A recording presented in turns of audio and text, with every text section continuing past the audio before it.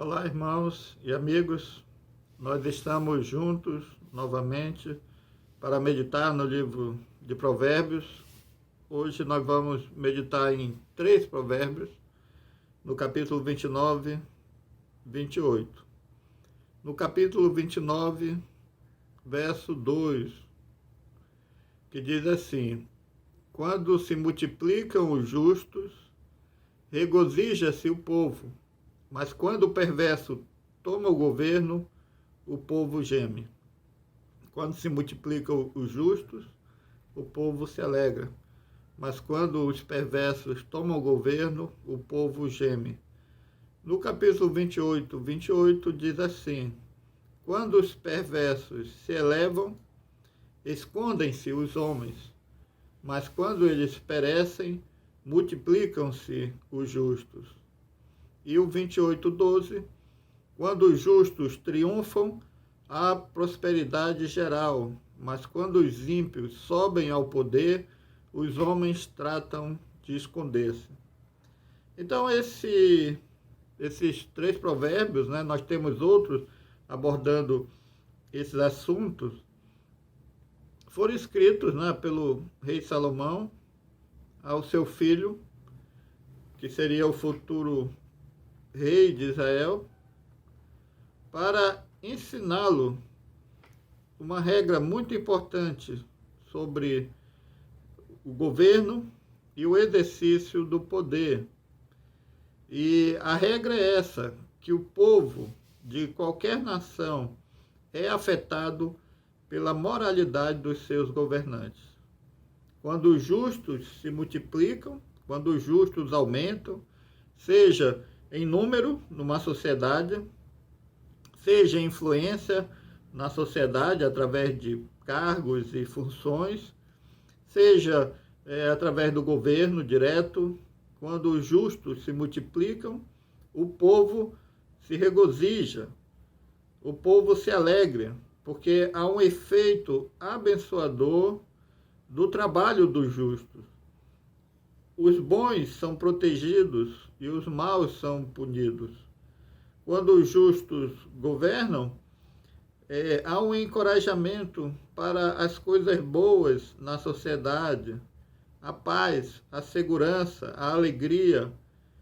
E as pessoas são felizes pelo efeito abençoador do trabalho do justo.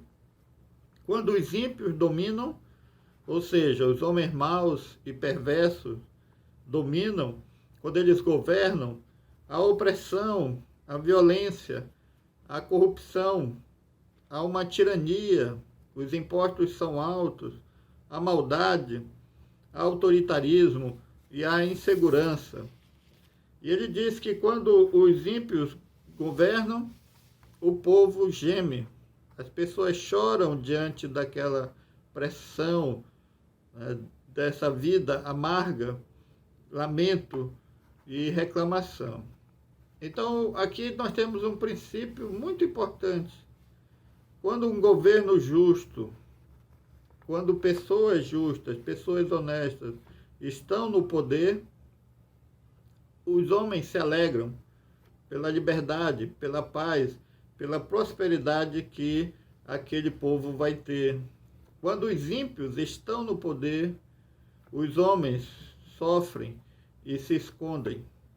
Salomão, então, ensina a seu filho que um governante sábio fará com que pessoas justas e honestas assumam cargos importantes no seu governo.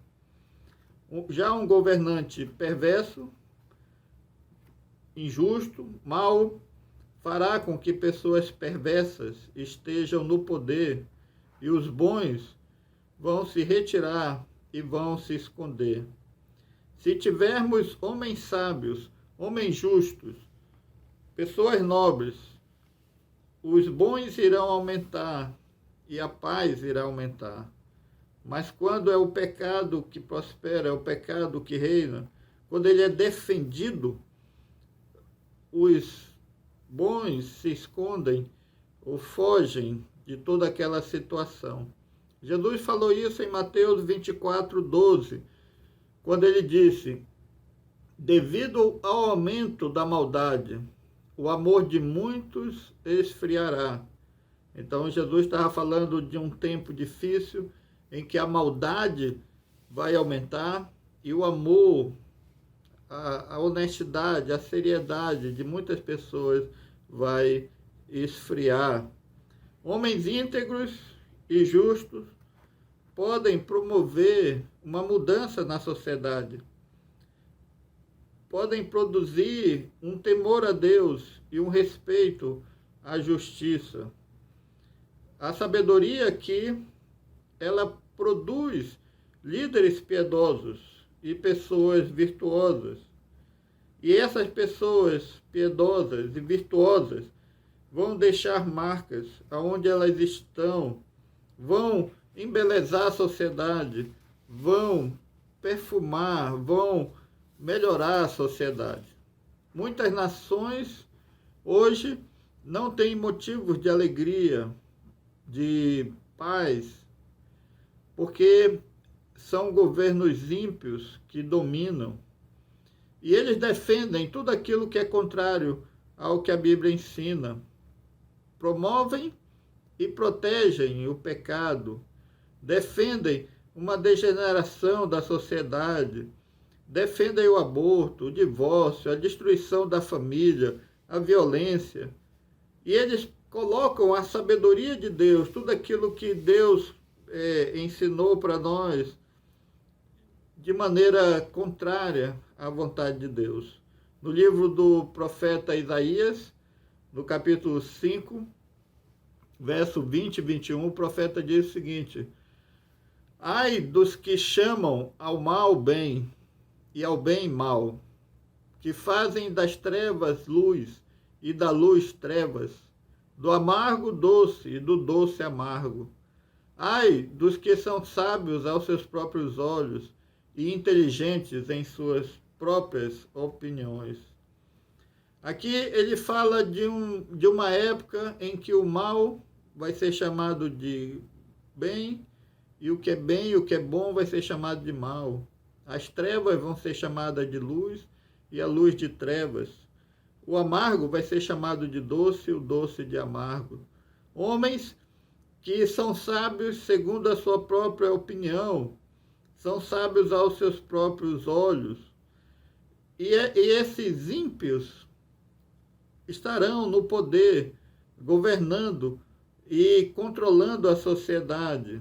E aqui Salomão vai dizer que as pessoas de bem, diante de uma situação assim, vão ser perseguidas e vão se esconder.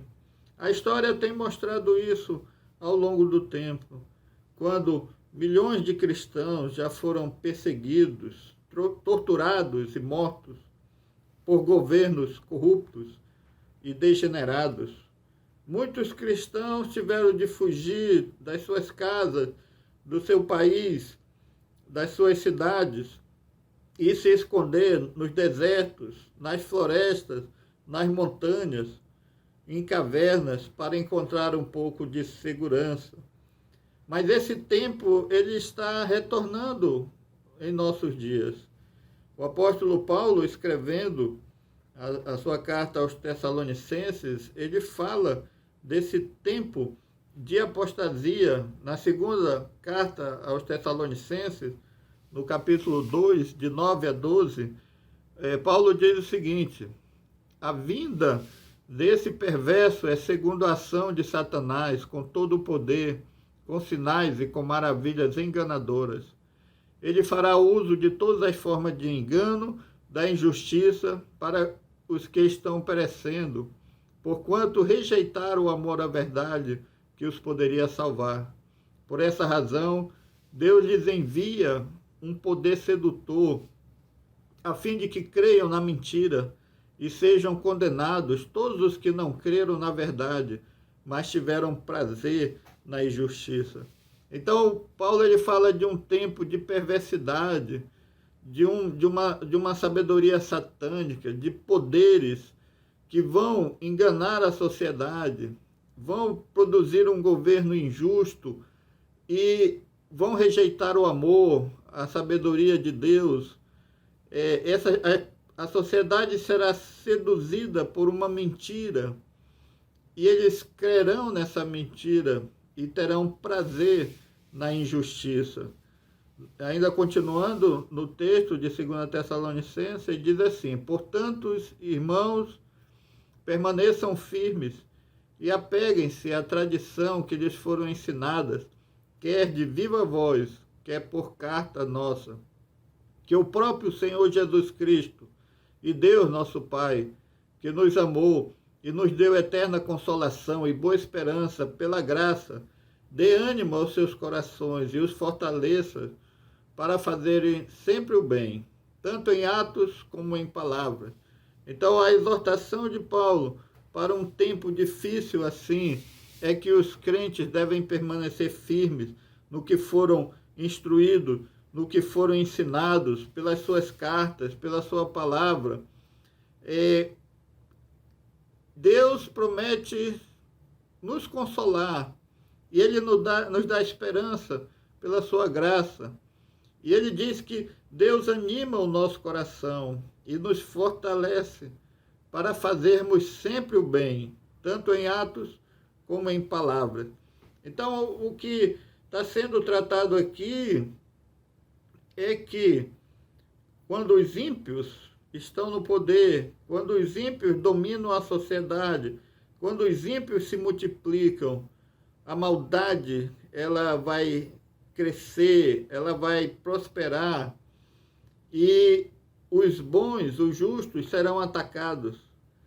Mas mesmo diante de toda essa prosperidade do mal, nós devemos manter um testemunho correto, uma vida em obediência a Deus, com atos e palavras que glorifiquem a Deus, para que Deus seja honrado através da nossa vida, do nosso testemunho, das nossas ações. Isso é muito importante nós lembrarmos e falarmos nessa época, porque nós vivemos uma época de grande pressão para que as leis e a opinião pública sejam contrárias aos princípios cristãos.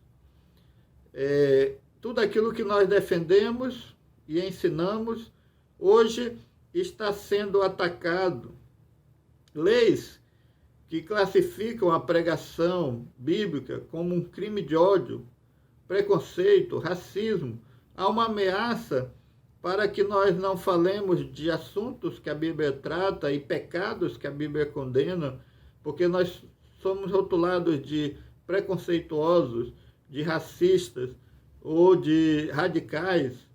Muitos cristãos estão se escondendo, ficando isolados, afastados da vida pública, da vida social, não exercem cargos de autoridade, porque estão acuados, com medo, diante do crescimento do mal.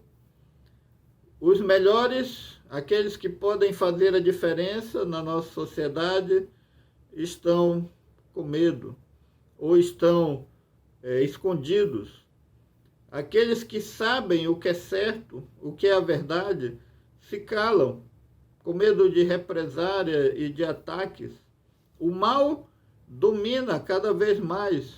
E quando isso acontece, a alegria desaparece, a paz, ela deixa de existir e passamos a viver um período de angústia.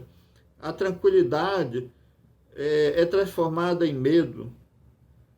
Mas o que nós precisamos entender como cristãos é que fomos chamados por Deus para viver esse tempo e que Deus nos capacita e nos fortalece com a sua graça. Há um exemplo na Bíblia muito importante que é no livro de Esther. Esther era uma judia e ela casou com o rei, ela era a rainha, e se engendrava ali uma perseguição aos judeus. E não sabiam na corte que ela era judia. E aí ela foi confrontada com aquela situação. E o texto, no livro de Esther, no capítulo 4, e no verso 14 diz assim: pois se você ficar calada nessa hora, socorro e livramento surgirão de outra parte para os judeus, mas você e a família do seu pai morrerão. Quem sabe, se não foi para um momento como este que você chegou à posição de rainha. Então, a confrontação que ela recebeu foi justamente essa. Deus colocou você nessa posição para esse momento, para esse tempo difícil. E essa é a ideia que a Bíblia coloca. Nós somos chamados para esse tempo, para esses desafios. E Deus nos coloca em posição para influenciarmos, para sermos justos, para refletirmos a luz de Cristo. Um professor cristão em sala de aula, um profissional da saúde cristão no hospital, um vendedor cristão numa loja, um trabalhador cristão numa fábrica ou no escritório, um militar cristão, um estudante na sua escola como cristão, ou uma dona de casa. Nós estamos vivendo uma época em que os maus estão prevalecendo e os justos estão se escondendo.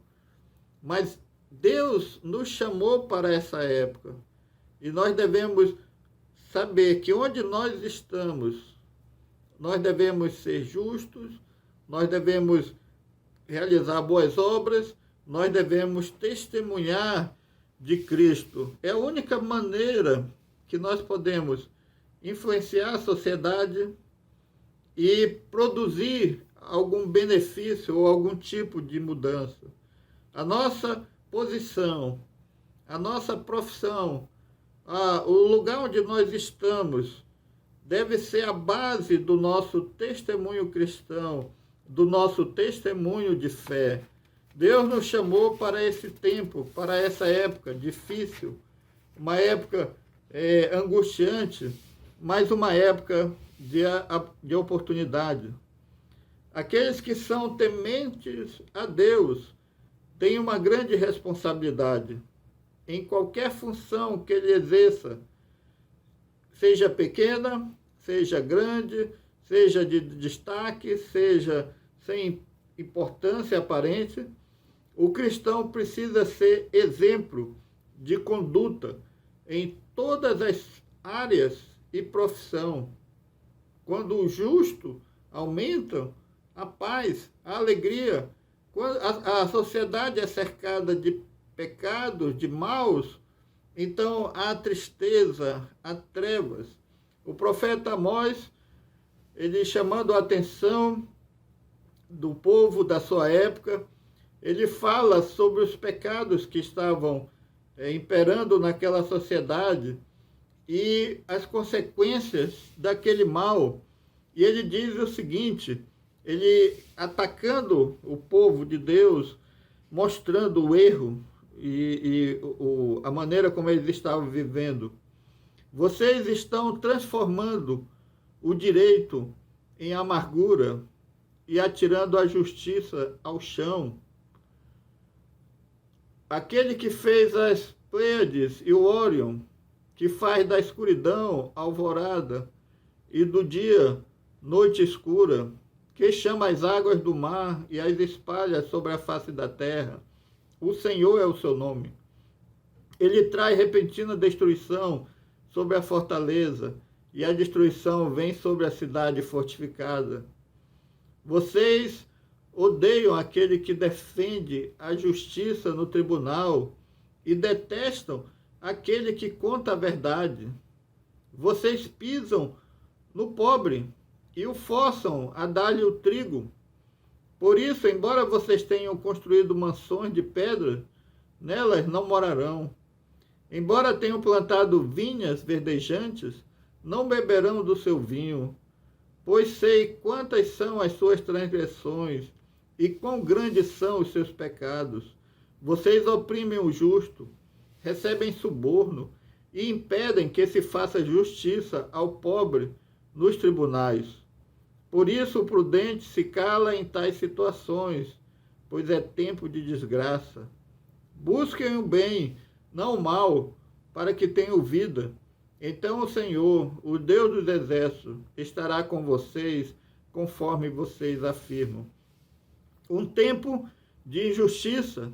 As pessoas odeiam os que falam a verdade, os pobres sendo explorados, os ricos construindo mansões, plantações, mas o texto diz que eles não vão desfrutar de toda essa riqueza, porque Deus sabe da transgressão deles, dos seus pecados, da opressão, recebem suborno, impedem que faça justiça aos pobres nos tribunais.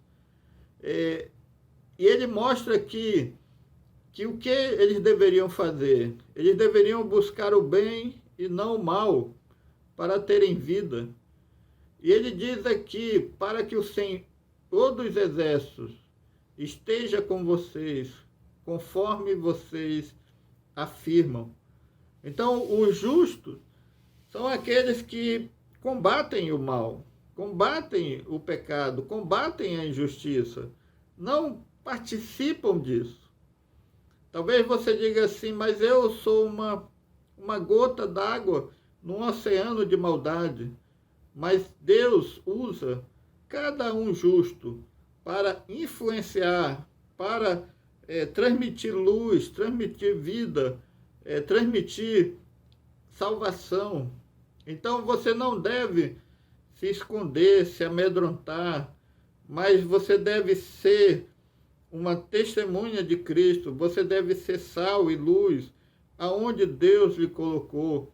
Tito, no capítulo 2, de 7 a 8, diz assim o texto: em tudo, sejam vocês mesmos um exemplo para eles, fazendo boas obras. Em seu ensino, mostre integridade e seriedade.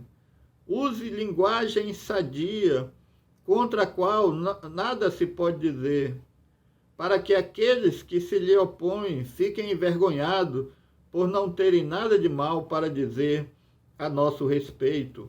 Então nós devemos ser exemplo, fazer boas obras, mostrar integridade, seriedade em nossas vidas, no que nós falamos, no que nós ensinamos, uma linguagem sadia, uma linguagem saudável, educada, para que ninguém tenha o que dizer contra nós e eles fiquem envergonhados por terem falado mal ou dizerem algo contra nosso testemunho.